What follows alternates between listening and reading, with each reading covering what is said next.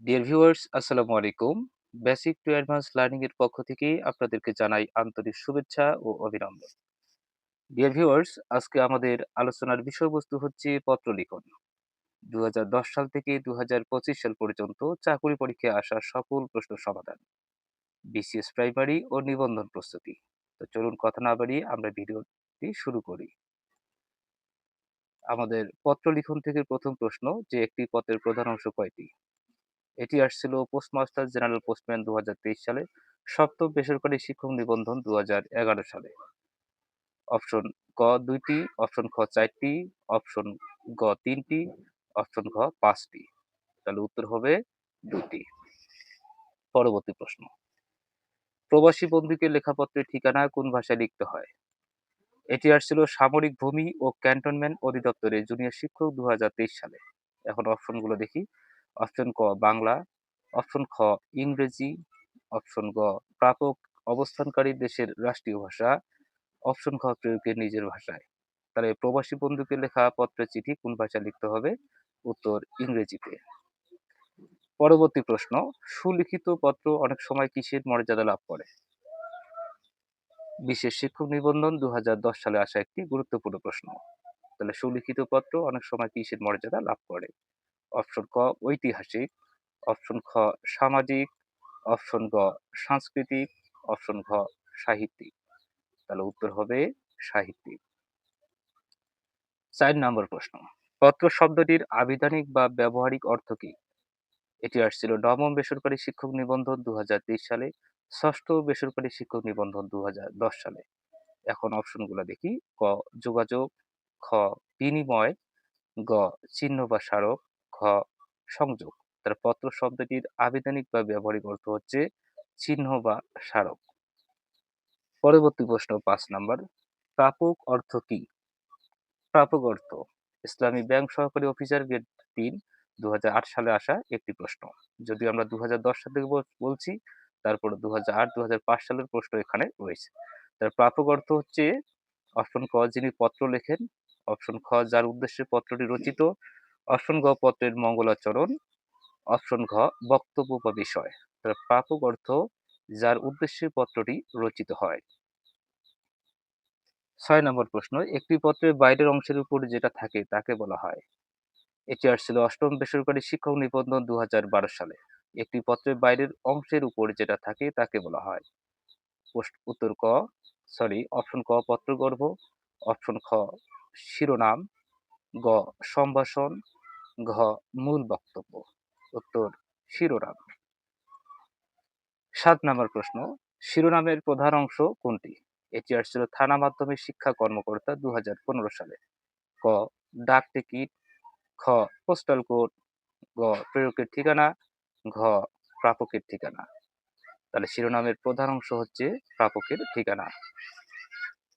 ৮ নম্বর প্রশ্ন। Postal code কি নির্দেশ করে? এটি আসছিল ১৭তম শিক্ষক নিবন্ধন ২০২২ সালে। ক প্রাপকের এলাকা, খ ডাক বিভাগের নাম, গ পোস্ট অফিসের নাম, ঘ প্রেরকের এলাকা। তাহলে পোস্টাল কোড কি নির্দেশ করে? উত্তর প্রাপকের এলাকা। ৯ নম্বর প্রশ্ন যে কোনটির অভাবে চিঠি লেখার উদ্দেশ্য ব্যর্থ হয়? এটি আসছিল সপ্তম বেসরকারি শিক্ষক নিবন্ধন ২০১১ সালে। ক প্রাপকের ঠিকানা, খ মূল বক্তব্য, গ শিরোনাম, ঘ সমাপ্তি। তাহলে কোনটির অভাবে চিঠি লেখার উদ্দেশ্য ব্যর্থ হয়? উত্তর প্রাপকের ঠিকানা। ১০ নম্বর প্রশ্ন যে কোনটির অভাবে চিঠিপত্র ডেড লেটার বলে পরিচিত বা চিহ্নিত হয়? এটি আসছিল সরকারি মাধ্যমিক বিদ্যালয়ের সহকারী শিক্ষক ২০০৮ সালে। ক পূর্ণ ও স্পষ্ট ঠিকানা, খ প্রয়োজনীয় সিলমোহর, গ উপযুক্ত সম্ভাষণ, ঘ সঠিক দিন তারিখ। তাহলে কোনটির অভাবে চিঠিপত্র ডেড লেটার বলে চিহ্নিত হয়? উত্তর পূর্ণ ও স্পষ্ট ঠিকানা। ১১ নম্বর প্রশ্ন যে ব্যক্তিগত পত্রে কতটি অংশ থাকে? এটি আসছিল দশম বেসরকারি শিক্ষক নিবন্ধন ২০১৪ সালে। ক ৪টি, খ ৫টি, গ ৬, ঘ ৭। তাহলে ব্যক্তিগত পত্রে কতটি অংশ থাকে? উত্তর ৬টি। 12 নম্বর প্রশ্ন যে কোন অংশকে পত্রের গর্ভাংশ বলা হয়? কোন অংশকে পত্রের গর্ভাংশ বলা হয়? এটি আসছিল বাংলাদেশ ব্যাংক সহকারী পরিচালক ২০০৬। অপশন ক সম্বোধন অংশকে, অপশন খ ঠিকানা অংশকে, অপশন গ মূল বিষয় অংশকে, অপশন ঘ লেখকের স্বাক্ষর অংশকে।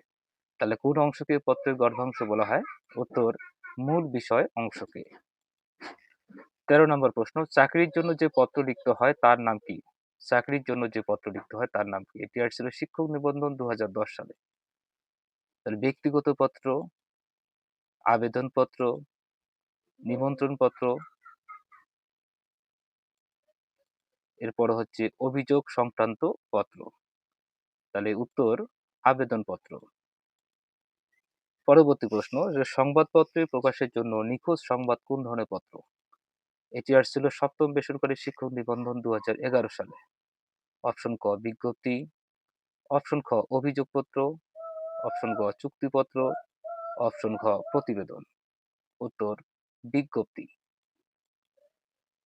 ১৬ নাম্বার বিষয় স্পষ্ট উল্লেখ থাকতে হবে যে পত্রে।